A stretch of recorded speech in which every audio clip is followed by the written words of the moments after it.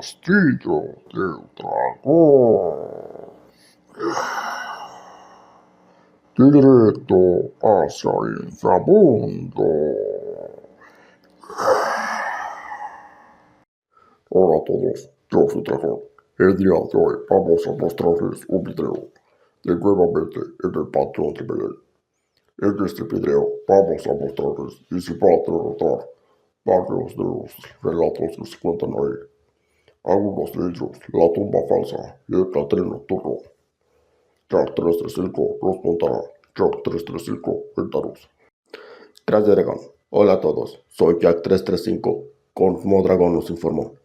Ahora yo les voy a informar. Nuestro compañero Eddie 167 fue nuevamente al Panteón de Belén. Y en este caso y en este video se contarán algunos de los relatos que no aparecen en otros videos. Algunos de ellos, la tumba falsa y el Catrín nocturno. Eddie 167 nos va a contar. Eddie 167, listo para la misión. Estoy listo, Jack 335. Aquí Eddie 167. Estoy en el punto de encuentro. Hola a todos, nuevamente estoy en el Panteón de Belén. En este video voy a contarles y relatarles algunos relatos que no aparecen en videos pasados. Vengan, acompáñenme. Inicio del recorrido. Dentro del panteón tenemos tres tipos de tumbas o tres tipos de entierro. Tenemos estas, lo que volvemos para acá. Estas se les conoce como columbarios.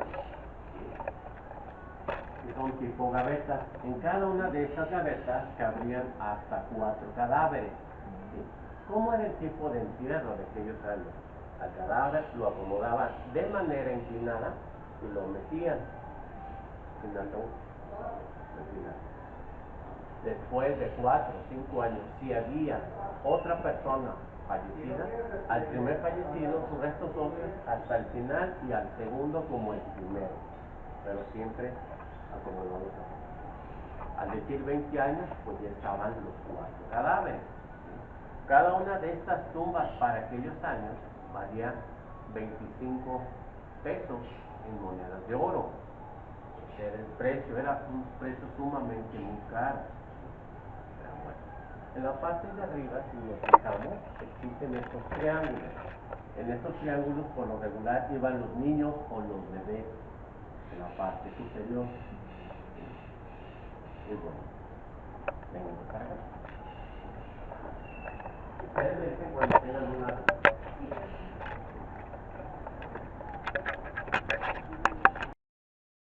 Se llamaba Maclovia Martel, ahí lo tenemos, y dice 1874. Esta niña murió cuando tenía aproximadamente 2 años.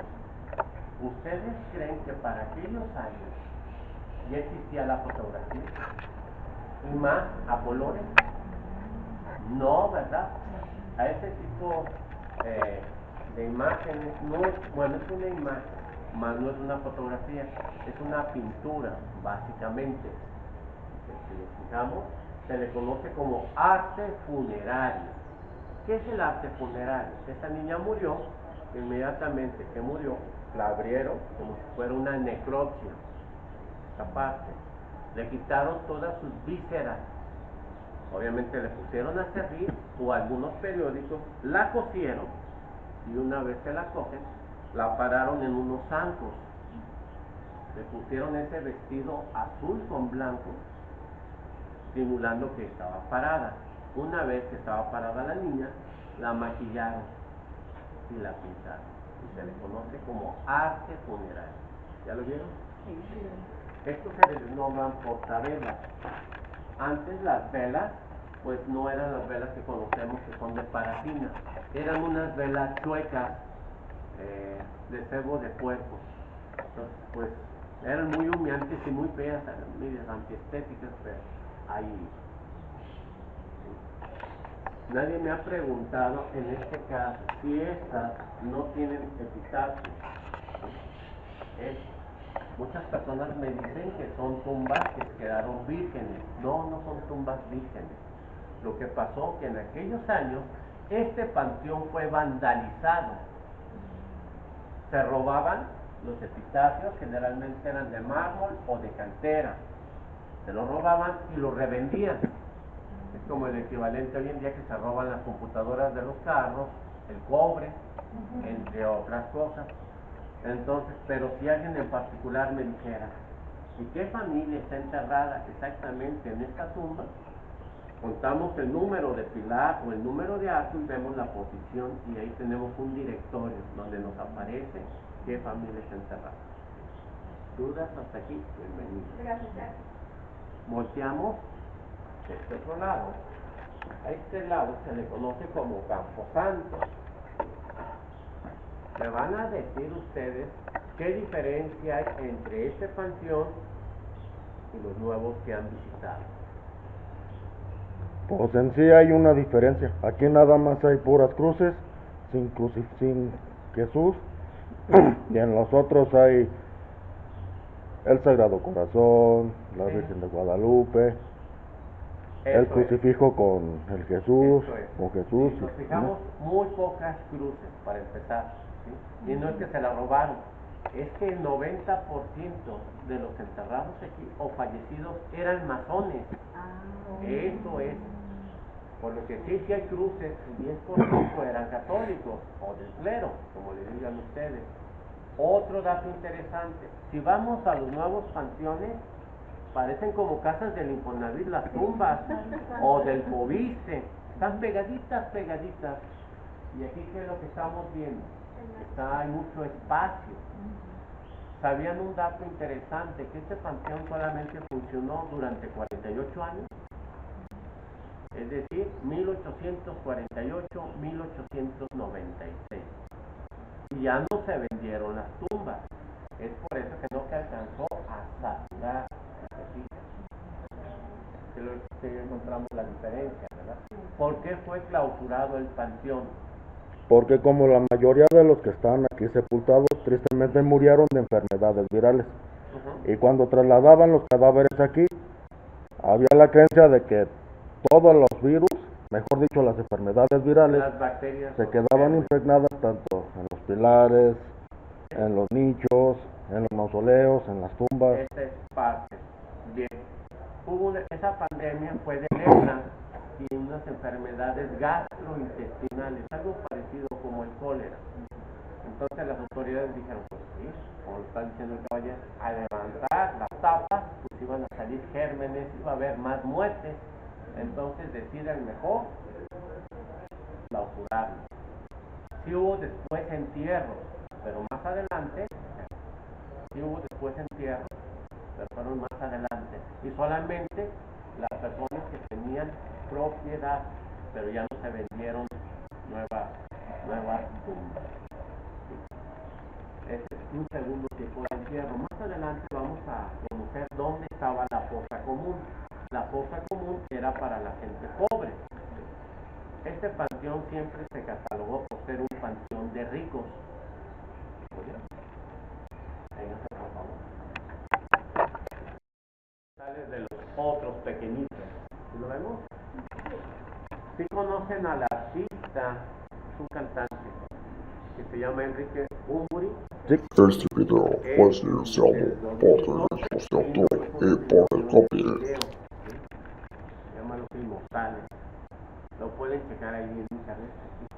Pueden echar la caminamos.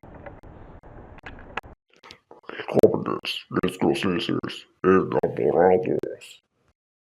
Fueron de unos escoceses. Esta pareja se llamaba Joseph Johnson y la mujer Diane Jones. Se conocieron en Escocia, se casaron y cuando se casaron les dieron lo que conocemos como un dote. ¿Qué es un dote? Era como un tipo paunero o algo. Un dinerito, ¿verdad? Una herencia, algo así. ¿Para qué? Para que pues les fuera bien, pusieran un negocio. Su sueño dorado era venirse a vivir a tierras tapatías. Esa era la idea que ellos tenían. Una vez que se vienen y con ese dinero compran lo que conocemos como una fábrica textil de ropa. Pero ¿qué creen? Llegaron exactamente en la pura pandemia. ¿Sí? Entonces ellos empezaron a ver que los tapatíos realmente la estaban pasando mal. les faltaba alimento, ¿sí? No tenían lo necesario en cuestiones de medicinas, ni atención médica, todo ese tipo de cosas. Y se dice que gran parte de esas ganancias que ellos recibían las fueron donando, regalando a las personas humildes. ¿Para qué? Para que tuvieran por lo menos lo necesario. Tristemente, el hombre muere en abril 18 de 1896. Si se fijan, ¿de qué murió esta persona? De lepra. ¿Por qué? Porque él tuvo mucho acercamiento con ellos. Entonces, él muere precisamente de esa enfermedad. Si se fijan, de abril a septiembre muere de tristeza la mujer, o sea, 5 meses posteriores. Y su sueño era que querían quedar juntos. De hecho, querían quedar juntos en la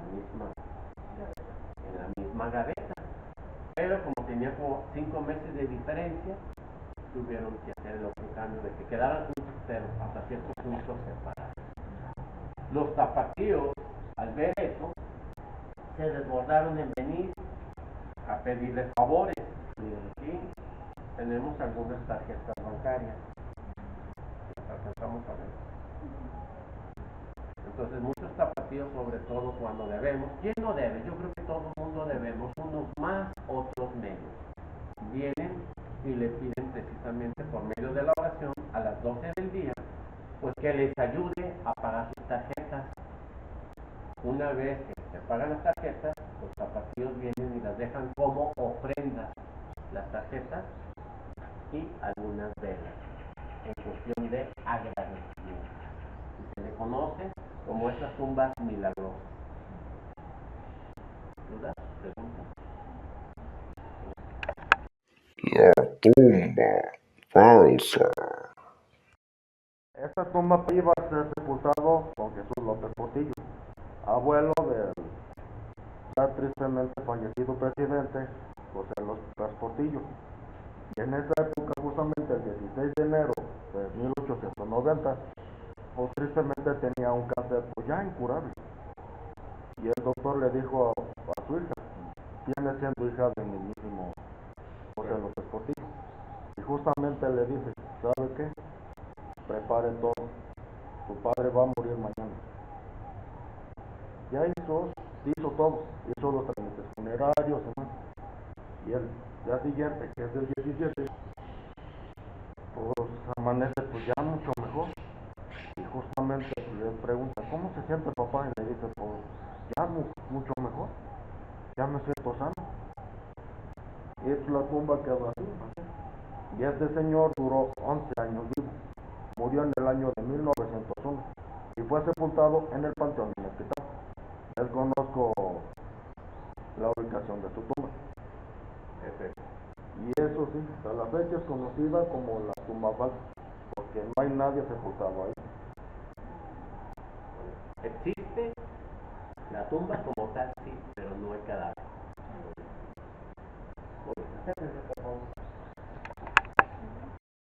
Aquí descansa el cadáver del sor canónigo don Ignacio de la Cueva. Falleció a las 4:30 de la tarde del 18 de marzo de 1867, hasta la hora de la muerte. Otro dato, ahí vienen unas faltotas ortográficas. Descansa no va con Z, cadáver pues va con V. Ignacio, ahí lo pusieron con Y y latina. Y ahí lo tenemos, don Ignacio de la Cueva. Caminamos. La tumba del arquitecto Manuel Gómez Ibarra. Vamos a ver qué es. De aquí a donde. Chéquenlo. ¿Quién dice de este lado? ¿Quién dice de este lado? ¿Y quién decimos que miden exactamente lo mismo? La respuesta, ¿cuál sería? Es porque justamente de este pasillo hay de 2 a 3 hileras más arriba. Miden exactamente lo mismo. Efectivamente, si contamos las gavetas o los columbares, vamos a contar, serían 3, 6, 9, 12 y 15. Estamos hablando de un arco a otro arco. Serían 15. Si contamos a partir de este pilar para acá, vamos a contar 3 adicionales, serían 18. ¿Por qué? Porque la bóveda es más bajita esta que esta otra. Estos se les nombran arcos de media punta y estos arcos de cañón. Esa es la diferencia. Muy parecidos, pero no son iguales. Bien. Tenemos a continuación esta tumba que fue hecha también por el que hizo el panteón fue el arquitecto Manuel Gómez Ibarra. Y esta la hizo unos años antes de fallecer. ¿Cuántos lados tiene esta base?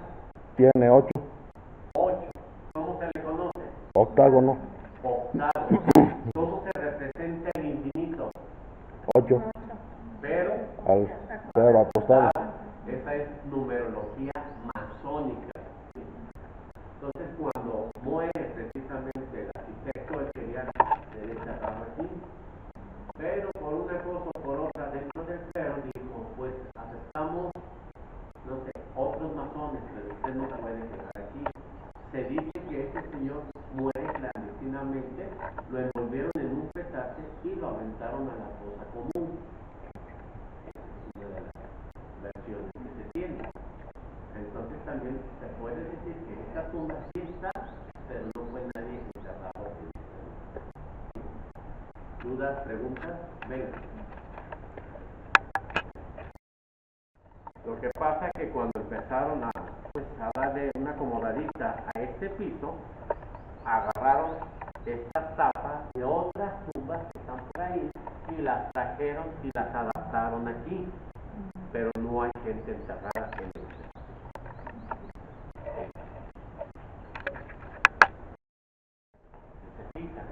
No todo el panteón tiene pilares dobles, solamente en algunos puntos. ¿Por qué en algunos puntos? Para no poner pilares dobles, se supone que aquí está la carga de la bóveda. La mayor carga de la bóveda solamente está depositada en estos pilares. Y la adaptaron cada punto.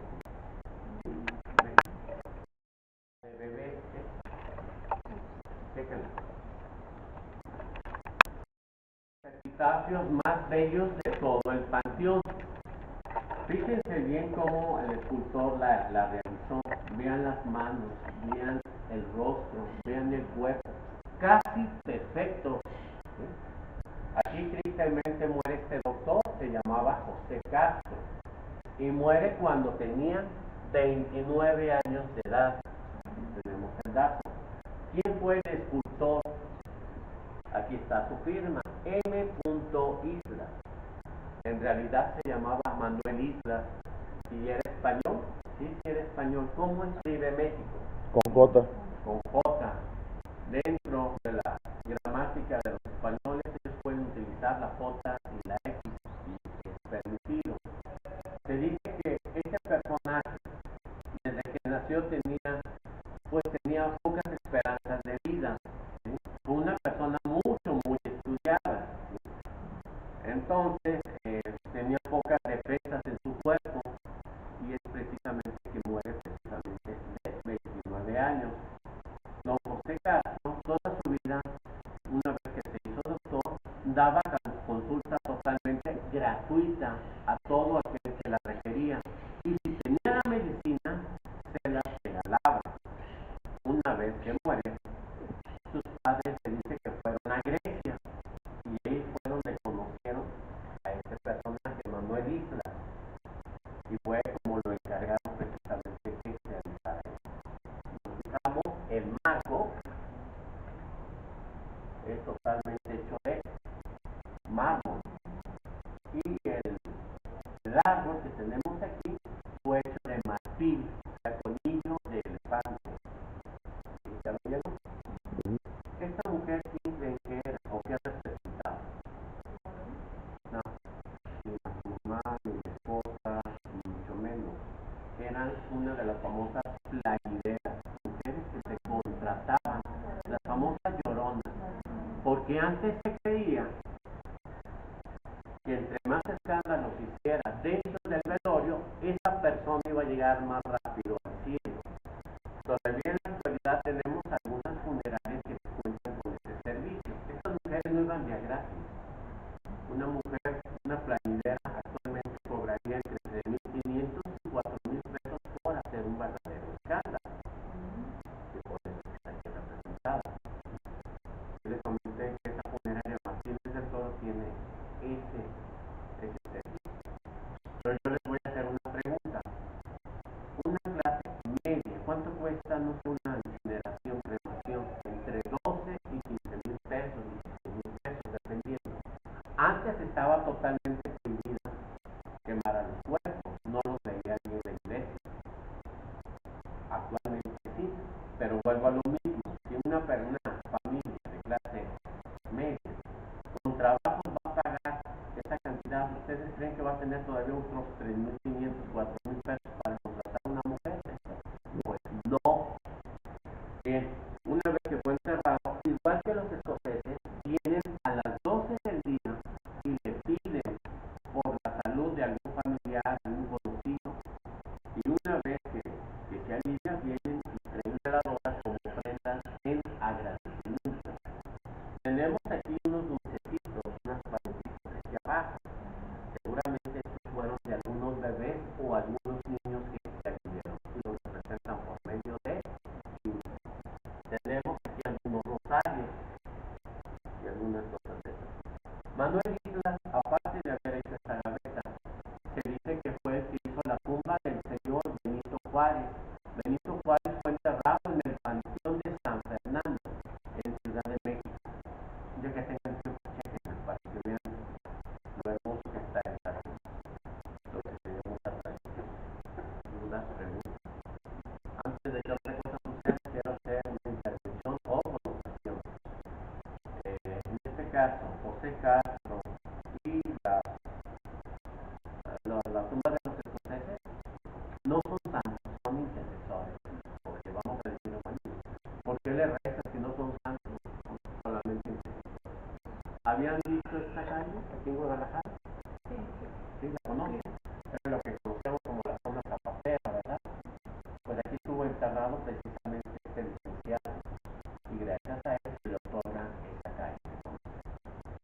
Fue un licenciado que ayudó también mucho a los pobres, les ayudaba en los juicios, les cobraba cualquier cosa, se le hizo de mucha fama.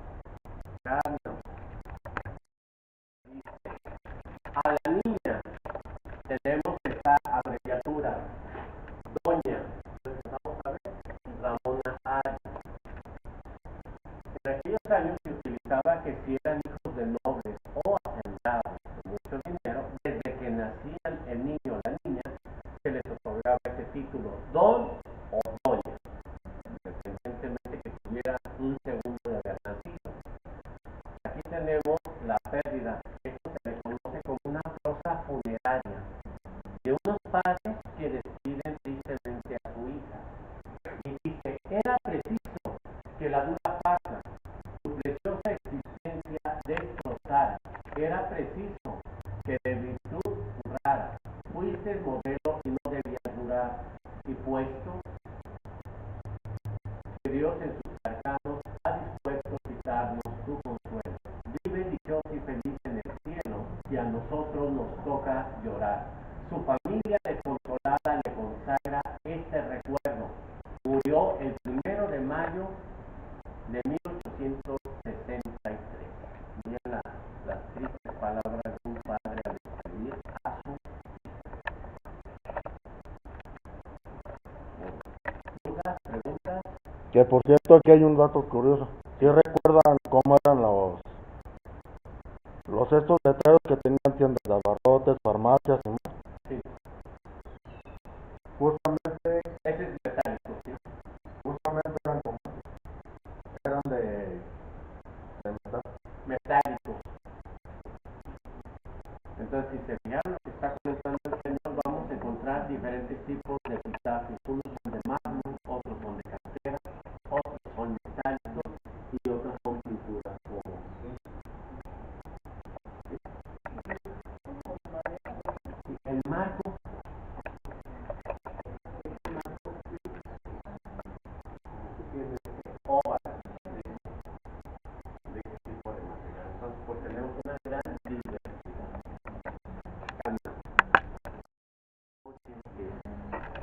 cuando pasé por este pasillo, exactamente aquí arriba, salieron un montón de murciélagos, que es muy común, los murciélagos. Hombre de corredero. Muchas madres traían a sus hijos y corrieron y me dejaron a los niños. Bueno, yo creo que una cosa inconsciente.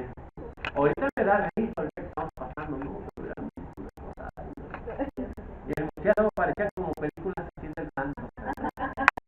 Una apuesta de muerte.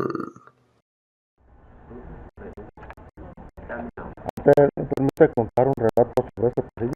Cuéntelo, a ver, nos va a hacer el favor el señor de contarnos un relato. Justamente por este pasillo ocurrió tristemente una leyenda. Y esta leyenda es una apuesta de muerte. Hace muchos años, unos estudiantes de medicina cometieron el error de ingresar aquí a este antiguo y sobre todo abandonado prisión de Belén. Fue en los años 30, por cierto. Ellos hicieron una apuesta de que si daban, y justamente quien se animaba a entrar y ponía cierta señal, se ganaba esa cantidad. Y justamente uno de ellos se animó, se brincó, que sí, desconozco los fondos, porque las bardas son muy altas. Se brincó, empezó a caminar por todos lados, y justamente esa señal era clavar el clavo. Y lo que él hizo fue pasar por aquí justamente por puerto al final de ese pasillo. Tomó una piedra, puso el clavo, lo puso, y cuando estaba por irse, él sintió que alguien lo estaba jalando de los hombros. Él estaba pues asustado, se movía de un lado a otro, empezaba a gritar y a gritar, pero por desgracia nadie lo escuchaba. Y de tan desesperado que estaba y asustado, se desmaya. Y justamente sus compañeros piensan que se había perdido en la estación, en el campo santo, perdón, o se había caído en una que fuera fácil. Después, sus compañeros esperan a que salgan, salen, se desesperan e ingresan a lo que es el campo santo para buscarlo. Precisamente por este pasillo, por el último lugar donde lo buscaron, se lo encontraron desmayado. Y justamente fueron, dos estuvieron tratando de animarlo, pero los otros hicieron lo mismo. Dijeron que unas manos heladas los tomaban de los hombros, y estos se fueron. Así que lo que hizo uno de ellos fue quitarle la capa que tenía y se lo llevó. Se lo llevaron aquí a la civil para que se sintiera. Y justamente quien le quitó la capa se dio cuenta que la capa que traía estaba clavada con el mismo clavo que la del cuerpo. Tristemente este joven duró una semana en coma, y cuando vuelve del coma, tristemente volvió loco y 2 días después falleció. Tristemente por problemas cardíacos. Y hasta la fecha no se sabe la identidad de este joven. Se le nombra la apuesta extraña. Y justamente esta es un mensaje de que jamás hay que ingresar aquí haciendo una apuesta o peor, hacer rituales que agraden al demonio.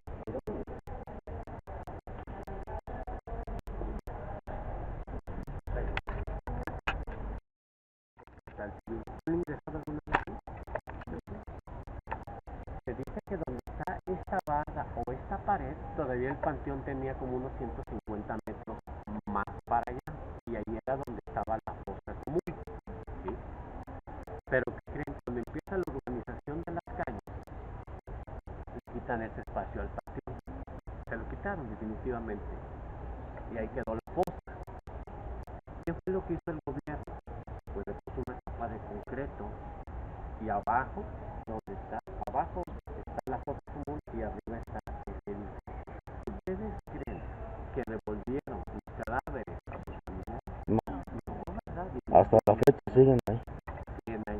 Aquí ocurren una serie de fenómenos paranormales. Continuamente se les apaga la luz. Ven siluetas de niños, de adultos, continuamente así. Y aparte escuchan algunas psicofonías, ruidos continuamente. Y es precisamente porque abajo está la fosa. ¿Cómo era el tipo de entierro de aquellos años? Acomodaban el cadáver boca arriba y lo envolvían en una sábana, pero principalmente Le ponían una capa de cal y una capa de arena. Y como si fuera tamal, lo arrojaban a lo más fondo, pues era un agujero, una zanja. Si había otro cadáver, igual que el primero, con las mismas características del moldeante, los iban acomodando. A ese tipo de entierro se le conocía como capirotada. ¿Cómo va la capirotada? Una capa de pan, una de leche, una de pasas, y etcétera. Entonces, imaginan el estrés precisamente de las series para aquellos años. Bien, les voy a hacer otra pregunta. ¿Qué panteón había más viejo que este panteón? ¿Conocen la central camionera? Sí. Ahí estaba el Panteón del Ángel. Pero como fue vandalizado, peor que este, no, pues lo dejaron de usar. Ese fue el panteón que estuvo funcionando hasta 1929. Después hicieron un campo de béisbol, después la central camionera y por último la antigua central camionera. Y lo mismo, todas las tumbas están tapadas. ¿Conocen los dos templos? Aranzazú y San Francisco, donde están los artistas de San Francisco. Exactamente ahí fue otro cementerio. ¿Conocen el barrio de Mexicantino? Está la iglesia y el parquecito, o el jardincito. En esa parte fue otro partido. ¿Conocen el mercado Corona? Se llamaba Panteón Real. Y no tiene que ver nada con que se les ha quemado 2 veces el mercado. También fue otro panteón. De todos esos panteones solamente sobrevive este y el panteón de Mexicali. Si se fijan, está una avenida que se llama Enrique Díaz de León. Toda esa avenida de Enrique Díaz de León pues era un panteón, era la comunicación o la extensión. Pero cuando hicieron esta avenida, pues taparon y ahí pasan actualmente los carros y caminamos nosotros. Y las tumbas siguen ahora. Y cuentan personas que ven a una mujer que está buscando su tumba. La ven afuera, incluso por esa misma calle, incluso adentro. Sí. Y cuando van, se acercan y le preguntan, ella se va directamente a la entrada y desaparece. Y cuando se asoman, se dan cuenta que la puerta está cerrada, hasta con candado. Ya nos hizo el favor de orientarnos. Vengan. La tumba del pirata. Más bien se cuenta la leyenda. Les estoy dando un preámbulo de leyenda. ¿Qué vemos aquí? Un ángel. Se dice que antes había un ser muy despiadado, pirata, que sobre todo robó muchas embarcaciones en los estados de Jalisco, Nayarit y Colima. Embarcación que veía, embarcación que asaltaba. Y todo ese dinero lo fue enterrando en diferentes puntos que hasta la fecha conocemos. Se dice que tuvo un hijo y su hijo siempre le preguntaba, oye padre, ¿y en dónde está el tesoro? Y le decía a su padre, no es necesario que te diga, te lo voy a decir más adelante. Y así se estuvo llevando. ¿Se acuerdan ustedes de ese anuncio de la que viene Paz? ¿Se acuerdan que aquel joven dentro del anuncio se ve que le habían dejado una gran extensión de tierra? Y pues decía el joven, pues sí, están muy bonitas las tierras, pero pues me voy a mover, no, que me mueve el burro. Entonces pues ya, estaba igual el hijo. Mi padre tiene mucho dinero y usted me gana que tenga dinero, yo no tengo nada. Y se dice que unos 6 meses antes de morir, gasta, compra esta propiedad porque él quería ser enterrado en un panteón de ricos. Una vez que lo entierran aquí, nos cuenta la leyenda o nos narra que aquella persona que venga y le rece un rosario a las 12 de la noche, se le va a aparecer el pirata y le va a decir dónde está enterrado el tesoro. Nos narra en 1940 hubo una persona que seguramente tuvo las agallas y se sentó de rodillas y ya casi para terminar el rosario le aparece el pirata. Era un ser totalmente desfigurado de su rostro. Se desmayó, ya no le tocó el tesoro. El día siguiente vinieron y le dieron los primeros auxilios y es como narra esta experiencia que tuvo con el pirata. De todo, pues, deben de venir individualmente, no en grupo.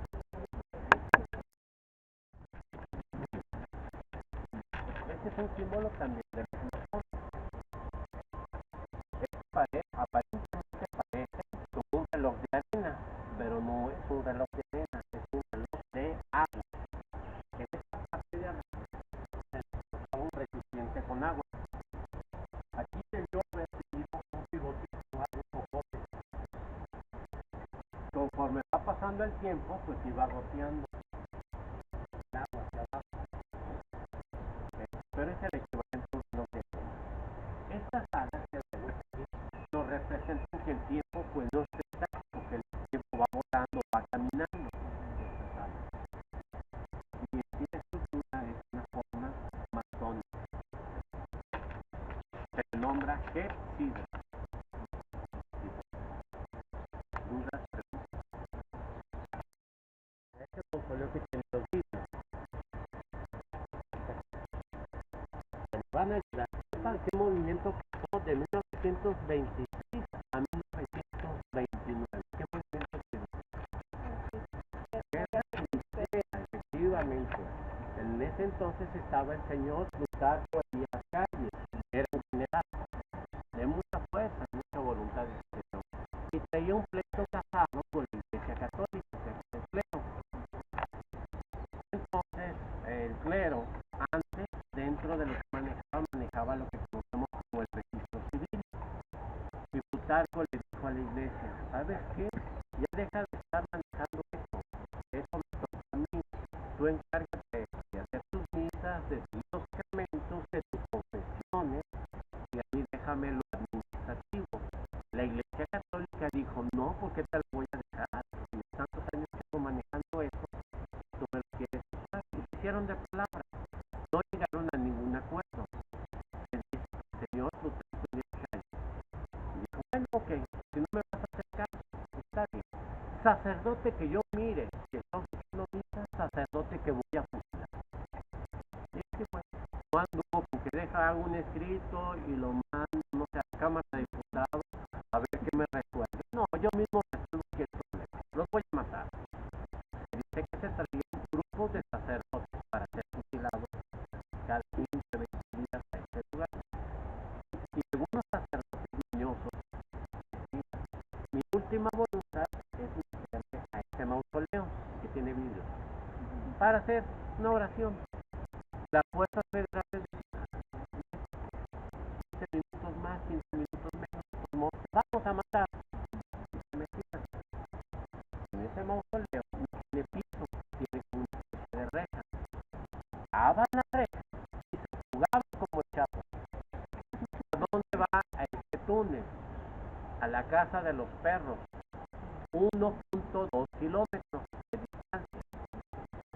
Cuando llegaban las fuerzas federales, no había tragado el tiempo. Y era un punto de fuga. Guadalajara se le considera como la ciudad de los túneles, de la catedral. Tenemos varios túneles que nos conducen a otras iglesias. ¿Para qué sirven los túneles? Parte de fugar, para hacer misas, que no los mataran, que tenían las principales características. Tenemos la preparatoria de Jalisco, que lo ubican. Tiene un túnel, y luego está otra primaria que está de ahí, se llama Manuel M. Diegues, ¿sí? Está en la pura esquina de ese templo de San Diego. Les Ortega ahí, ¿sí? Hay diferentes túneles. De todos esos túneles, sí existen los túneles, pero ya no tienen la misma distancia. ¿Por qué? Porque con la línea del tren eléctrico, pues ya vieron que la excavación es muy profunda. Cuartados, ya no tienen, están muchos esos túneles. Ya no hay forma de salir. También Guadalajara se le conoce como la ciudad de las fuentes. Ustedes van a Plaza Liberación, Plaza Fundadores, van a encontrar fuentes por donde quieran, los templos, vamos a encontrar fuentes. Eso se refiere que antes Guadalajara, en los años 40, pues no estaba, como tenemos el agua entubada. Entonces todos los zapatillos 5 o 6 de la tarde es muy común agarrar 5 o 6 cubetas por familia, agua para bañarse o para lavar su ropa, no sé tantas cosas. Y la tercera cuidado de la fruta, la torta ahogada, esa no nos interesa. Sigamos, venga.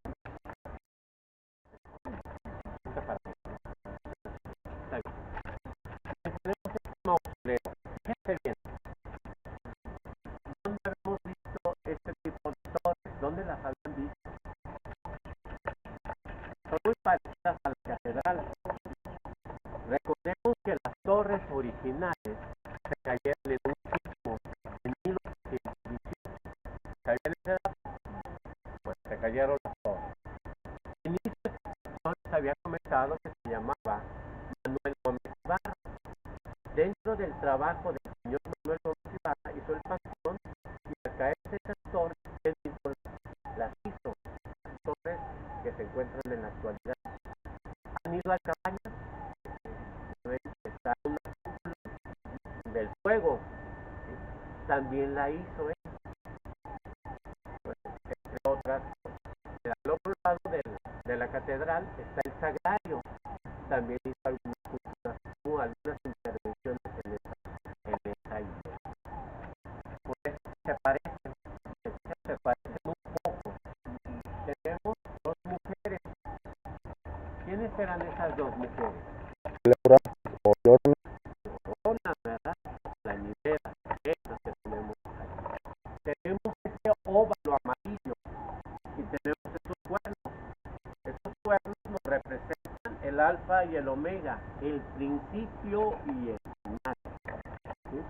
Tenemos este travesaño, ahí van las campanas. Cada que había fallecido, se tocaban las campanas para que las personas vinieran, ya sea a la capilla o ya sea este mausoleo. Este mausoleo se llama mausoleo central o principal. ¿De acuerdo? Bien. ¿Cuántos pilares encontramos aquí? 6.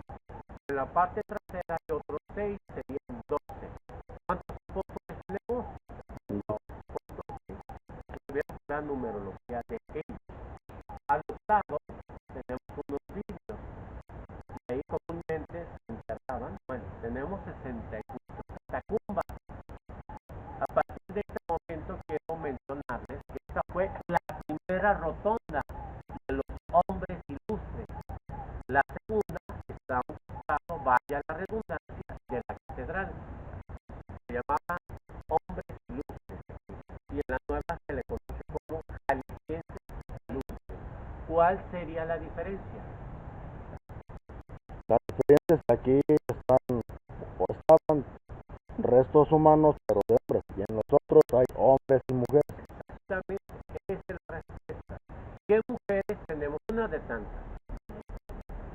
Una, Irene Robledo, otra que se llamaba también Consuelito Velázquez, una compositora. Esa compositora, entre tantas canciones, compuso esa que se llama Bésame Mucho, que le inmortalizó el señor Luis Miguel. Ella era de Ciudad Guzmán. Un dato interesante de ella, ¿sabían que ella nunca se casó? ¿Y con qué sentimiento la cantaba? O la compuso mejor. Muy bien. Échale un ojo. ¿Qué se ve más grande, la torre o los pilares?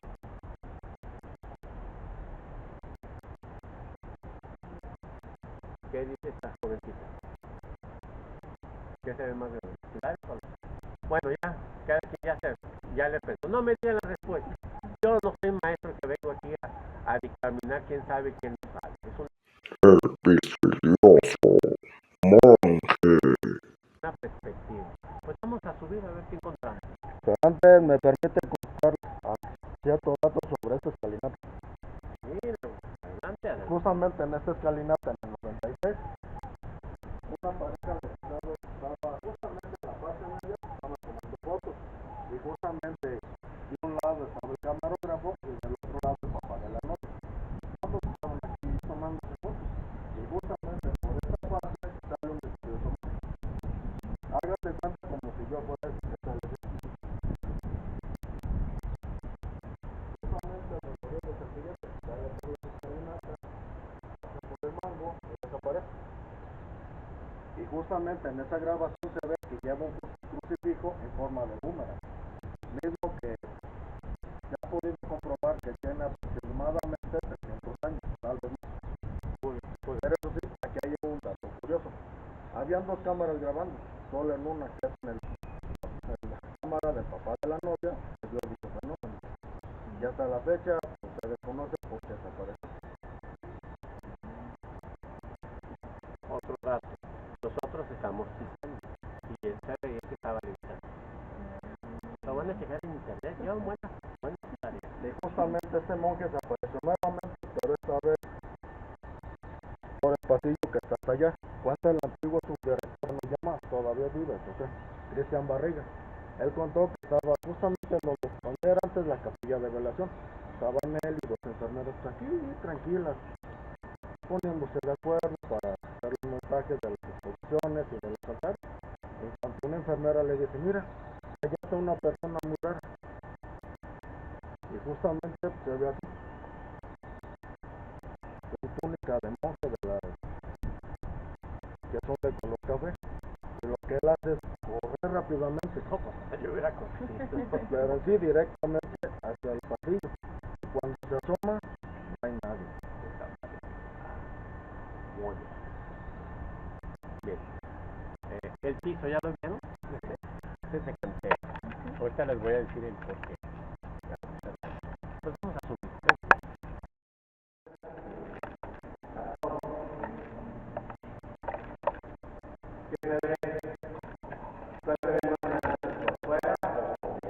Miren bien esto.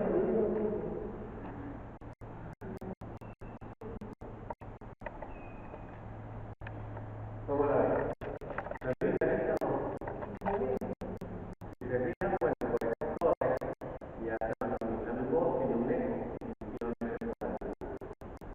El piso que tiene arriba se le nombra caletones y fueron pintados a mano, ellos todos. ¿Sí?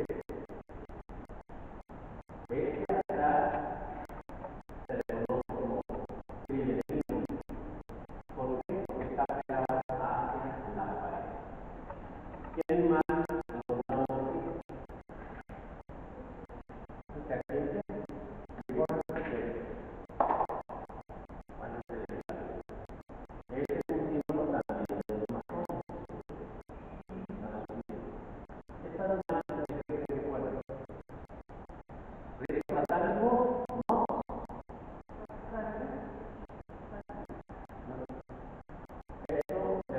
más.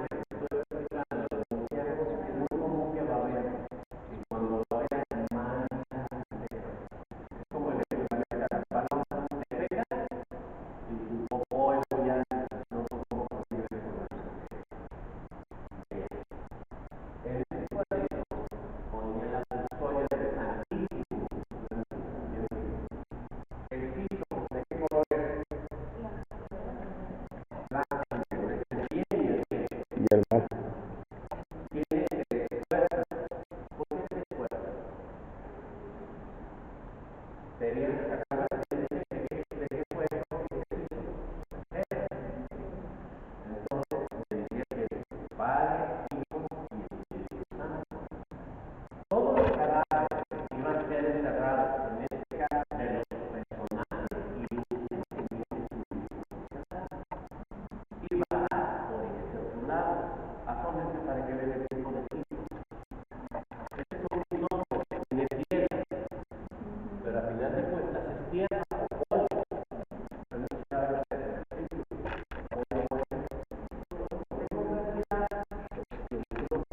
Ingreso, salida. Las personas en el espacio. Si era personal libre, si era una persona ordinaria, en la pero de ello no es función para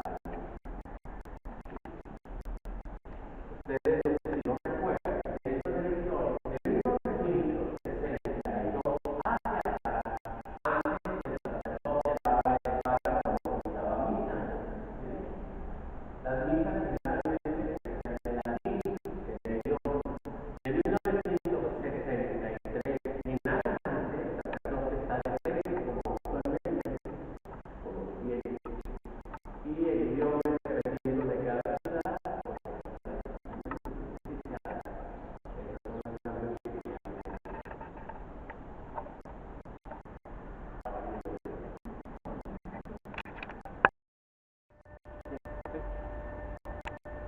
es una especie de triángulo, ¿lo ven o no? Por ahí está otro, ya es lo mismo. Y está otro triángulo invertido, es como una especie de compás. Son símbolos de los mascotas.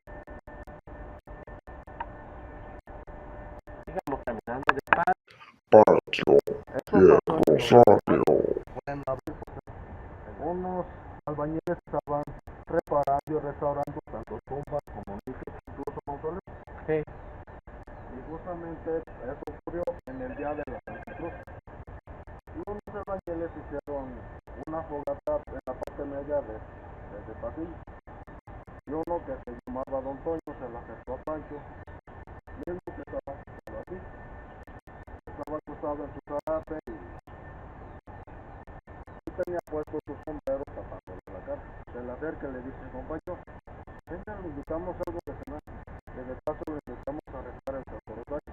Y él, en vez de decir: sí, pero pues algo molesto, de forma grosera, le dijo que lo siguiente: deja de molestar con tratas de vieja cucaracha de templo, deja dormir. Ay, Dios, de puro estilo del bueno, también. Y mientras que los albañiles estaban ahí preparando todo, y como la fogata duraba mucho, el humo se bajaba poco a poco. Y por ese pasillo se vio un ente de color negro, con los ojos rojos. Cada vez que caminaba, se escuchaba como si estuvieran pisando hojas secas. Y justamente el Pancho siempre por caminar, en ese punto empieza a escuchar bajo como primero pica y ve que el ente y le grita: ¿quién vive? Ese ente se detiene de ahí, mucho rápidamente. Y nuevamente le pregunta: ¿quién vive o me lo cargo con la pistola? Y ese ente lo que hizo fue retroceder rápidamente. Lo que hizo Pancho fue pasarme y disparar varias. Y los albañiles corrieron rápidamente. ¿Qué pasa, don Pancho? ¿Qué pasa? Y él, pues, medio les dice lo que pasó. Ellos lo que hicieron fueron agarrar un cristiano, lámpara de aceite, recibió, tomaron y así, todo el camposanto para ver qué era lo que había estado haciendo. Lo revisaron, no hallaron nada. Lo sacaron y le dijeron: Pancho, no hay nada. Ya revisamos todo. Estábamos ya. Y eso sí, saber el bici, esta vez se levantó a la jugada. Y cuentan que desde ese momento, antes de morir hace 13 años más o menos, jamás se negó a rezar el Santo. Ah, no, bueno, se volvió a Convertido. véngase. ¿Se ha entrado? Una sola vez.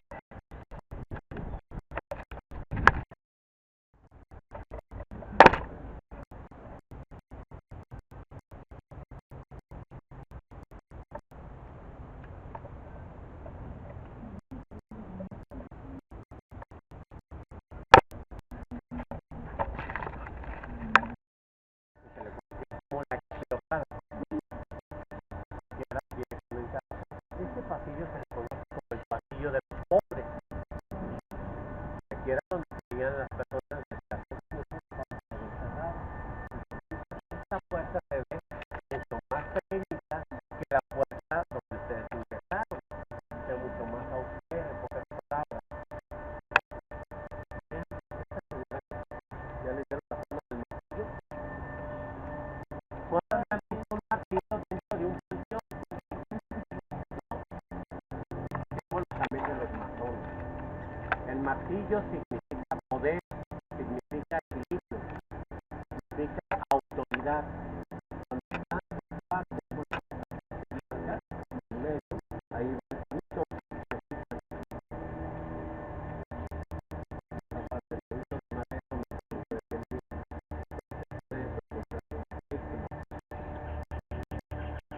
que ingresaron o vieron más bien las taquemas, vieron que les falta mucho padre. Porque muchos de los personajes ilustres se los llevaron a la nueva rotonda. ¿Quién fue enterrado primeramente dentro? Señor Valentín Gómez Padilla, Manuel López Portilla, Manuel M. Diegues, Enrique Díaz de León, Ramón Corona, que fue el gobernador de Por cierto, el municipio de Jalisco lleva en sí su apellido en honor a Ramón Corona, que es Villa Corona. Villa. Los mismos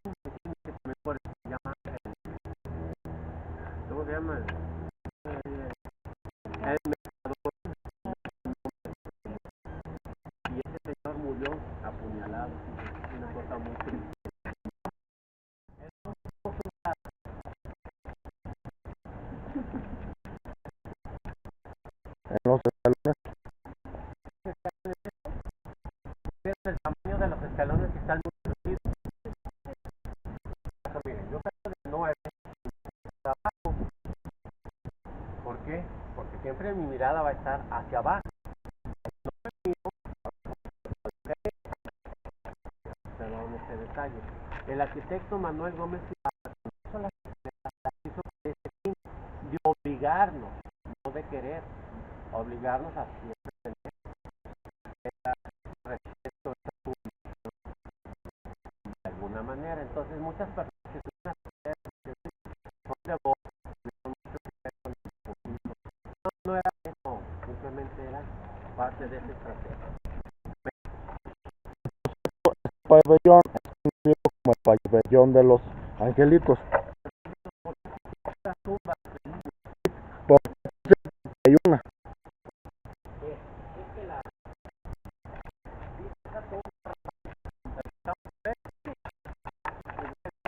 ¿Por qué esas no tienen apellidos paternos? ¿Por qué no hay una fecha de nacimiento, no sé, datos así? ¿Por qué no más está, no? ¿Que te robaron el estacio? No. Bueno, te lo voy a decir en otras palabras. Rafael Muro, en aquellos años hacían cursos y basados en era civilización.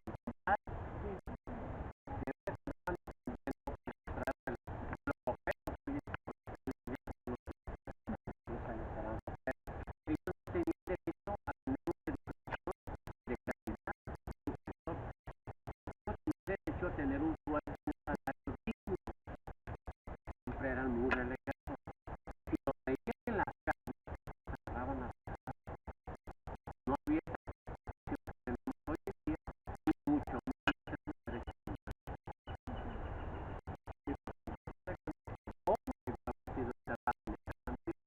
Pero seguramente los familiares tuvieron algunas moneditas más locas y les pero que no fue anonimato, a ver qué hizo, dónde vivió, cuándo murió.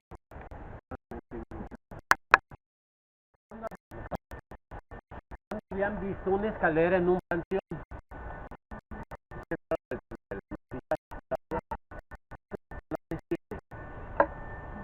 5 o 5 peldaños.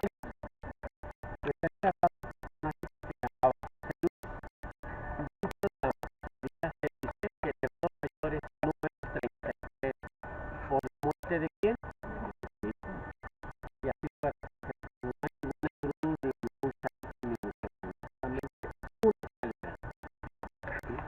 y cada uno de los escalones significa un grado de conocimiento que nos puede llevar al cielo. Así lo manejan. Tenemos este otro mausoleo que parece tipo casa. ¿Habían escuchado del apellido Remos? ¿Qué Matute Remos? O el puente plantado. Y él movió un edificio de teléfonos de México en Avenida Juárez y Donato Guerra. Esta es su imagen. Es luchador, ¿no es cierto? ¿Tú lo has visto? Bueno. Están enterrados los papás, abuelos y bisabuelos. Porque cuando él muere, estaba enterrado el panteón. Y fue enterrado en el panteón de Mezquitán.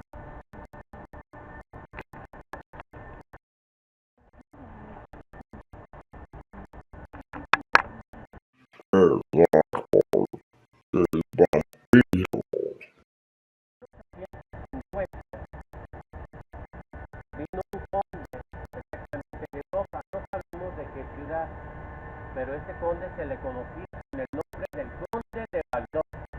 Era una persona alta, blanca, que siempre por lo regular vestía de color negro. Su sueño también era venirse a radicar a tierras zapatillas. Las autoridades lo ven como un socio, pero bueno, pues tiene otro tipo de cultura, otro tipo de conocimiento, y es importante que se vea. Y amazonado, algunas moneditas más de oro. Se vino, se establece este conde, compra un casón y de santuario, una casa muy grande. Una vez se prospera, como a los 6, 7 meses, empiezan a sufrir todo de niños de 3 a 10 años. ¿Qué características tenía? 2 puntos en el cuello, 0 rastros de sangre. Entonces las autoridades se abocaron a ver quién era el causante de tantos homicidios. No daban con el culpable. Pasaron algunos meses más. Se sintió el gobierno maniatado, dijo, bueno, pues en lo que se resuelve quién es el culpable, voy a dar a conocer un toque de queda. Es decir, que a las 8 de la noche, puertas y ventanas, nadie sale. En lo que se esclarece el culpable. Como a las 3, 4 semanas, agarran al conde matando una doncella, una mujer. Lo traen al conde a este lugar para hacerle un juicio. Lo primero que hicieron es preguntarle, ¿por qué mataste a tantos niños y algunas mujeres, como algunos animales? Y el conde solamente contesta que fue por cuestiones de instinto. Pero que Guadalajara tenía más niños, Guadalajara tenía más mujeres, y que por eso lo estaban condenando, que se le hacía ilógico. Le dijeron, por eso que tú has confesado, vas a morir. Se trajeron un sarcófago de piedra y ahí lo colocaron. Y el conde levanta la mano y dice, ustedes no me pueden matar, porque si ustedes me matan, tarde que temprano yo voy a resucitar. Cuando yo resucite, ustedes ya no van a estar, pero van a estar sus hijos. Y dijeron, pues de todos modos nos importa lo que tú hayas dicho. Tú mataste a tantas personas y vas a morir. Lo metieron nuevamente al sarcófago, le encajaron una estaca en el corazón y lo enterraron abajo de ese árbol. Conforme fueron pasando los meses, esa estaca en el corazón aparecen estas raíces, y de estas raíces se formó este enorme carnicín junto con este otro árbol. Si se fijan, comparten raíces ambos árboles. Se dice y cuenta la leyenda que el día que se seque este hermoso carnicín va a resucitar ese vampiro. Como están las cosas, yo creo que va a matar a medio Guadalajara. Mejor no nos conviene, ¿verdad? Mejor que siga encerradito ahí. ¿Dudas, preguntas? Bueno, vamos. Estas son unas fotos que se han tomado en el árbol del papiro, y como podrán ver, en donde está cerrado en círculos, se ven caras en tanto ramas como parte del tronco del árbol.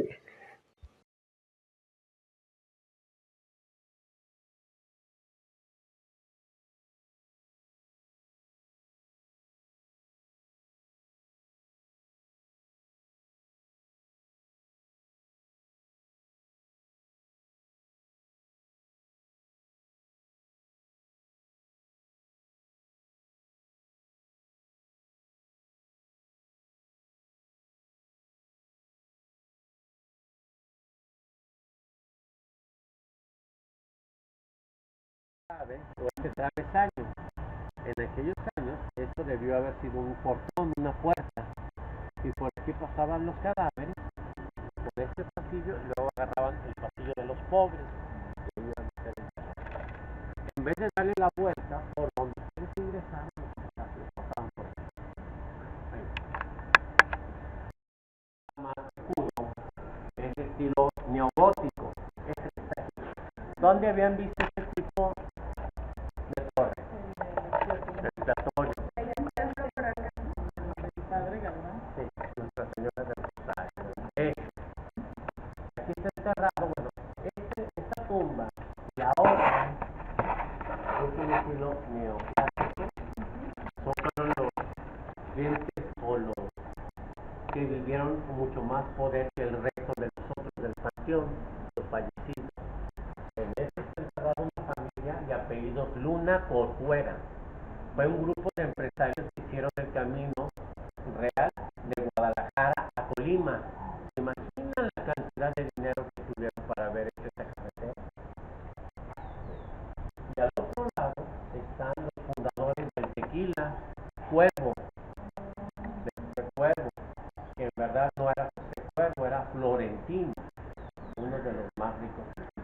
y fundadores del. ¿Qué tienen en común? Tanto este mausoleo como este otro, ¿qué tienen en común? Pues no, son arquitecturas totalmente distintas. Lo que tuvieron en común es que tuvieron muchísimo dinero ambas familias. Otra cosa en común que fue hecho solamente por un arquitecto. Ese arquitecto se llamaba Jacobo Gálvez. Jacobo Gálvez fue el que hizo el teatro de Goya. La leyenda y anécdotas de Nachito. Fue una terrible enfermedad, se le conoce como nictofobia, miedo a la oscuridad. Sus padres siempre que dormían Nachito le colocaban 2 veladoras en la pecera y 2 veladoras en la cabecera. El verdadero nombre de Nachito era Ignacio Torres Altamirano, ese es su nombre correcto. Se dice que un 24 de mayo de 1882 cayó una terrible tormenta aquí en Guadalajara. De esa terrible tormenta seguramente se apagaron las velas por el viento. El niño se despierta a medianoche. Una, porque estaba el cuarto oscuro. Dos, por el sonido de los rayos. Y en ese momento, al abrir sus ojos, muere de lo que conocemos como un paro cardíaco. Una vez que muere, a pesar de que sus padres eran doctores, ya no pudieron haber hecho nada por él. Y no les quedó de otra más que venir y comprar esta propiedad. En un principio tenemos este montable color azul con rojo, si se fijan. Fue enterrado en el subsuelo. Nadie vio, nadie escuchó nada. Se dice que llegó el velador y encuentra el sarcófago junto con su cuerpecito. Inmediatamente lo vuelven a enterrar al día siguiente y así estuvo durante 10 días. Es decir, que lo enterraban y al siguiente día aparecía ahí. Al 11º día comprendieron los padres que el problema no era el entierro, era la oscuridad. Y en ese preciso instante mandan comprar este sarcófago que es de piedra. Si se fijan, en medio tiene una ranura. Esa ranura es para que entren los rayos de la luz y los rayos solares. Y siempre esa tumba permanece con luz. A partir de ese momento se dice que ya Nachito dejó de hacer travesuras. Llegaron a conocer ese programa que se llamaba Extranormal. Sí. Todavía hace año y medio, ¿verdad? Más o menos funcionaba. Vinieron y pusieron ciertas cámaras ocultas en diferentes partes. Y sí, efectivamente vieron que caminaba o deambulaba un niño de año y medio. Y ese era Nachito, porque esa fue la edad cuando el niño falleció. También empezaron a ver que se movían algunos juguetitos. Bien. Cuenta también la leyenda que si yo llego y tomo un juguetito, me lo embolso, me lo llevo, Nachito me va a seguir hasta que no lo devuelva. Esa es una de las leyendas que tenemos. ¿Dudas? ¿Preguntas? ¿Me permite contar una anécdota? A ver qué anécdota. Esto pasó justamente en el 99. No, en el 97, ya me acordé. Un pequeñito estaba... Espérate, para que no me dé el espacio. Este pequeñito, pues tristemente tenía cáncer. Un cáncer pues, muy agresivo y estaba entre sobrevivir y morir. Que por cierto, estaba hospitalizado en la zona de especialidad. Y tanto el papá como la mamá trabajaban y la hermana estudiaba, él se quedaba solo. Y muchos se daban cuenta que un pequeño niño siempre lo acompañaba, jugaban, ¿no? Y este pequeño le preguntó, ¿cuál es tu nombre? Y le dice, Ignacio, pero me dicen así. ¿Y tú? Ah, yo me llamo tal. Y después le dicen así, y si llegas a salir, llegas a curarte, ¿me puedes hacer un favor? Le dice, sí. ¿Me puedes traer un chocolate? Dijo, sí. 5 días después, este pequeño se recupera sana del cáncer que tenía. Le comenta a su mamá y a su hermana, ambas aceptan. Y en cuanto lo dan de alta, van a una tienda, desconozco cuál, van, compran la barra de chocolate, que por cierto recuerdo que eran barras de este vuelo y de este grosor. Ay, No las recuerdo. Y justamente él entró, le comentó a don Gabriel, que era el último velador, le comentó todo y le dijo, sí, papá. Van, ingresan, y el pequeño le dice, toma, necesito, aquí está tu chocolate, gracias por acompañarme. Y uno de los reguiletes, actualmente ninguno, empieza a girar. Y don Gabriel le dice, Nachito te está dando las gracias. Y cuando tanto la mamá como la hermana de él están por irse, sienten que alguien le está jalando los vestidos que ella tenía. Y el don Gabriel le dice, Nachito, ya te cumplieron, déjala así. Y cuando estaban por irse, y antes de llegar a la salida, ese pequeño vio a Nachito con una sonrisa en su rostro, moviendo su mano derecha, despidiéndose de él. Y por último, desapareció. Ay, Dios mío. Mole, volteamos para este lado, por favor. Ya les contamos algunas leyendas. Esta no es leyenda, es un caso real, es el que les voy a comentar. Y vamos a empezar con esto. Dice, Dolores Romero de Zavala, hija Dolores, marzo 24 de 1889. Ya la vieron. La de arriba dice, Dolores Caz de Romero y su nieto, José Tomás Romero, marzo 24 de 1889. ¿Coincide la fecha? Sí. ¿Coincide el apellido Romero? Sí. Buscamos para este otro lado. Dice Antonia Suárez de Romero y su hijo Juan José, marzo 24 de 1889. Coinciden todos, ¿verdad? Romero y la fecha. Hago una pregunta. ¿Creen que ustedes que estas familias hayan muerto de enfermedad natural? No. Estamos hablando de 3 adultos y 3 menores. Bien, no es que cuenta la leyenda, cuenta la historia que en aquellos años, estamos hablando del porfiriato, todas las personas ricas pues no hallaban en dónde gastar su dinero o su Guadalajara. Y se decía que los días viernes se juntaban y se iban en un ferrocarril rumbo a Ocotlán. Este ferrocarril era, pues para aquellos años, un ferrocarril de lujo. Y iban tomando, iban haciendo ciertos desmanes. Se dice que una vez que llegan a Ocotlán, había, ya saben que en Ocotlán está la ribera de Chapala, pues ese río. Había un barco que se le conocía como el Vapor de Libertad. Y se subieron a ese barco. No era un Titanic, pero por lo menos era un barco de doble piso. Se subieron nuevamente, se subieron en ese barco y de ahí se trasladan a otra población que se le nombra Jamay. Una vez que llegaron a Jamay, se metieron a la iglesia y empezaron a cantar, empezaron a bailar. Muchos de ellos iban fumando. Se quitaron los cigarros y se los pusieron a los santos a manera de mofa, burlando. Los pobladores de Jamay pues no daban crédito a lo que estaba pasando. Ya lo que querían era que se salieran. No les quisieron decir más porque estos de Jalisco, de Guadalajara, pues traían pistoleros, porque eran ricos, y dijeron, no, nos van a matar, mejor vámonos. Ya con que se vayan creo que está bien. Se sube nuevamente ese vapor de Libertad y unos kilómetros antes de llegar a Ocotlán, esta embarcación se hundió y murieron 29 personas. De esas 29 personas tenemos 6 enterrados en este sitio. ¿La conocían esa historia? Era una de las principales tragedias.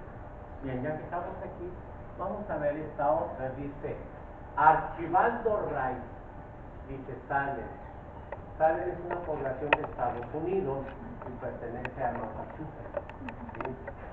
Este personaje, bueno, ya se los dije, Archibaldo Ray murió noviembre 7 de 1895. ¿Se acuerdan ustedes de las brujas de Salem? que fueron de 1600, que fueron quemadas en la hoguera por la brujería que practicaban. Este viene siendo un tataranieto precisamente de esas brujas. Y aquí nos sorprendió la muerte en este estado de Perú.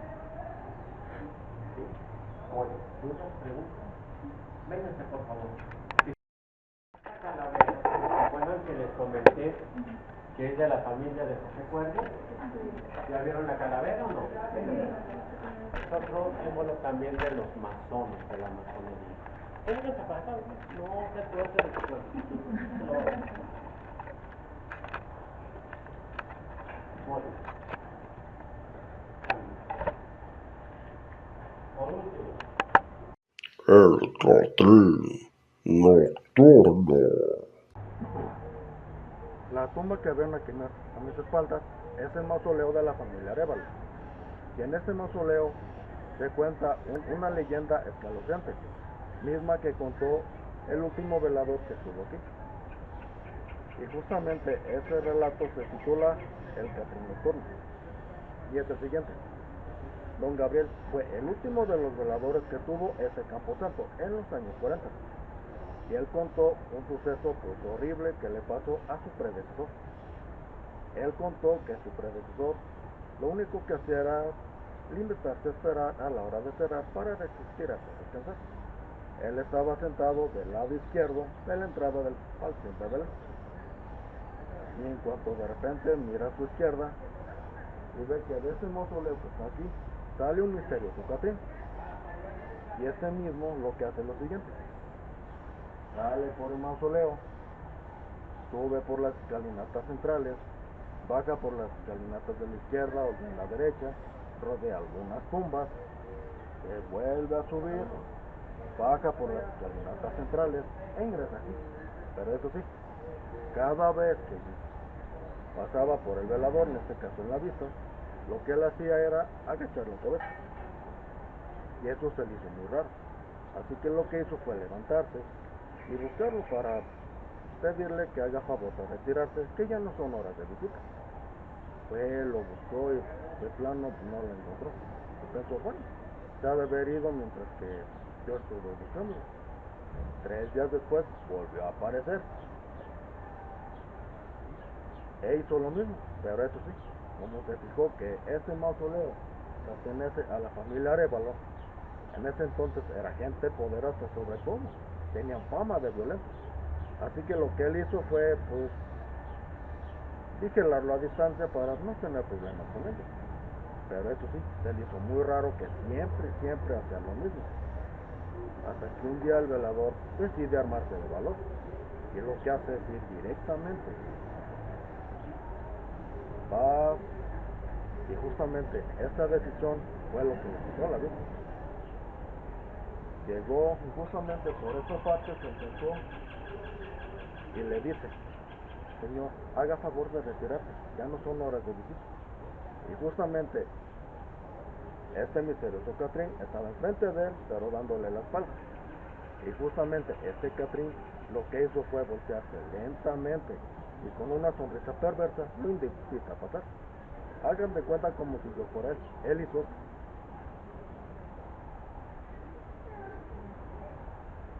Después de eso, el velador se quedó pues en shock, porque él se dio cuenta que era nada más y nada menos que el mero demonio vestido de Catrín. Y lo que él hizo fue, pues, primero estar en estado de shock, pero cuando volvió del shock, lo que hizo correr directamente a las oficinas del cementerio, que es en donde está actualmente la taquilla.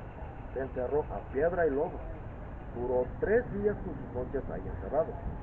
En las 72 horas, que eso sí, se escuchaban gritos espantosos. Justamente cuando lograron abrir la puerta, pues, los conocidos y los familiares de él, en este caso del velador, estaban aterrados, porque eso sí, ellos veían y sobre todo llegaron a contar de que el velador gritaba una y otra vez que había visto al demonio cara a cara, puesto que sus familiares y conocidos no le creían, pero eso sí, terminaron creyéndole, porque tristemente este velador muere a las pocas horas. Todo fue causado por un paro cardíaco. Después empiezan a investigar y descubren que justamente de esta familia Arevalo hubo un integrante que lo que hacía era ingresar a las cantinas de mala muerte a apostar. Apostaba y perdía, apostaba y perdía. Pero eso sí, fue tan fuerte la fiebre de las apuestas que lo que hizo fue apostar pues, a lo que no le pertenecía, que eran las propiedades de la familia. Tristemente perdió. Y justamente lo que él hizo fue ir directamente a casa. Pues se encerró en su cuarto pues, asustado, porque él creía que su mismísimo padre se iba a enojar y sobre todo lo iba a matar. Él se enteraba que había perdido la hacienda en una apuesta de juego. En ese entonces su habitación, que estaba totalmente oscura, se ilumina de manera espeluznante. Cuando él estuvo a punto de voltear,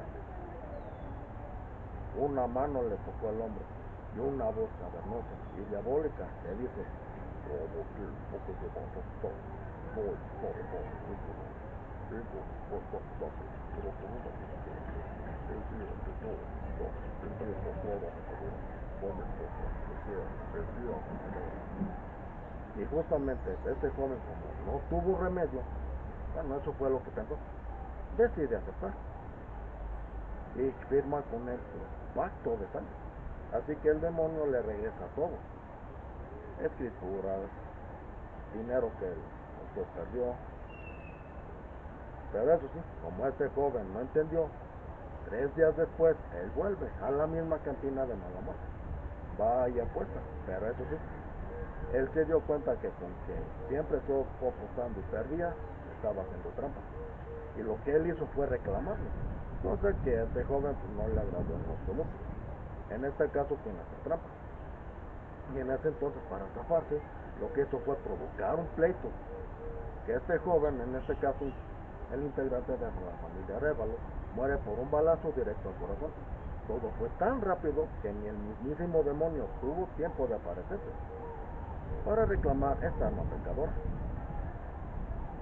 Y eso sí, el mismísimo demonio se aparece para reclamar esta deuda pendiente, y sobre todo para recordarnos que reclamar esa alma pecadora, esa deuda pendiente. Pero eso sí, hay que tener mucho cuidado, porque esa alma puede ser la de cualquiera. Que por cierto, una estudiante de medicina y fotógrafa aficionada, su nombre es Cintia González, ella tomó una foto, que es esta, y ella contó su testimonio, que es el siguiente. Ya nos habían contado una leyenda de que ahí se veían cosas raras. Entonces la tomé y pues ya, el día que tuve que ir a la escuela, fui, revelé, saqué una hoja de contacto y pues yo no vi nada en la fotografía. Ya que yo llegué aquí a mi casa, se las mostré porque todos tenían la tentación de ver si algo me veía las fotos. Pues ya, mi hermana la tomó y me dijo: "Mira, en este se ve una cara". Y yo decía: "No veo nada, no es cierto". "Sí, mira, vela bien". Y yo le decía caso. Hasta después que la agarré, a ver, la vi y dije: "Ah, sí, se ve una cara".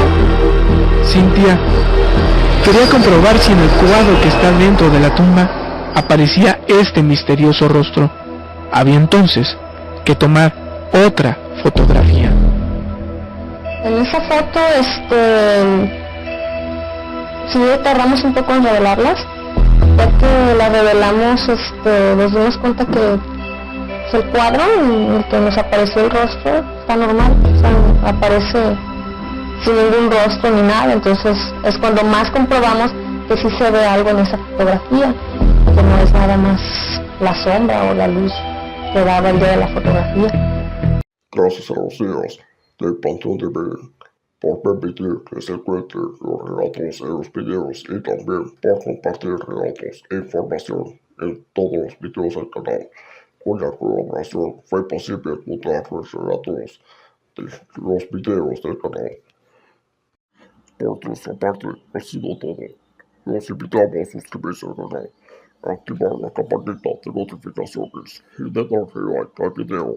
Y si algún día desean compartir sus relatos, experiencias paranormales y creepypastas, lo pueden enviar a la página web que aparece en el primer video del canal. Nuestro compañero Eddie 167 saldrá personalmente en algunos videos. Nos veremos en el siguiente